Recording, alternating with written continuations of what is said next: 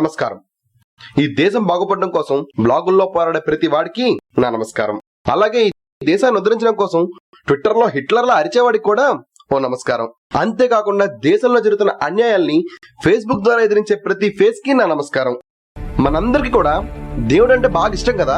అదే మనం పొగిడినప్పుడు పొంగిపోతాడు, తిట్టినప్పుడు తిట్టించుకున్నాడు కదా. అందుకు సినిమాలంటే విపరీతమైన పిచ్చి. ఎంతైనా మన హీరో కదా, మనం తక్కువదు బాస్. సొసైటీ అంటే అమితమైన ప్రేమ, మరి చెప్పక్కర్లే. ఎందుకంటే మరి మనం బాగుపడడం కోసమే కదా ఎంత పోరాడుతుంది.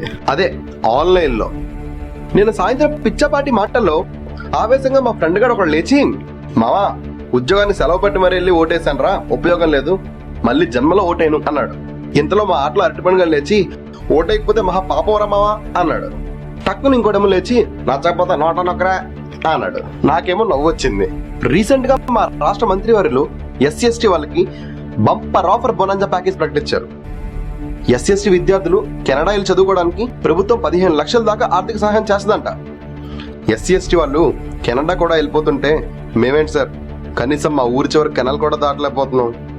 ఏంటి సార్ దళిత జాతి, ఎందుకు సార్ ఈ రిజర్వేషన్లు, ఇంకెన్నాళ్ళు సార్ మాకు వెన్నుపోట్లు? మిమ్మల్ని చూసి నవ్వుకుంటాం, మీ మీద జోకులేస్తాం, మీ మీద కోపం తెచ్చుకుంటాం, చుట్టూ తిరిగి 5 ఏళ్ళ తర్వాత మళ్ళీ మీకే కొట్టేస్తాం. ఎందుకంటే sir we are Indians, we have emotion, we are sentimental fools, we are buffaloes, you make the way, we follow that path. అయినా సింగిల్ పూరి కొనుక్కు తినలేనాడు సింగపూర్ కల్లేంగా అంటాడు సార్. ఉద్యోగం చేస్తే కానీ ఇల్లు కానన్నాడు ఉద్యమాలు ఏం చేస్తాడు సార్? ఈ దేశంలో మాట్లాడే స్వతంత్రం ఎవరికైనా ఉంది, కానీ ఎవరి గురించి అయినా మాట్లాడితే మాత్రం పళ్ళు రాలుతాయి.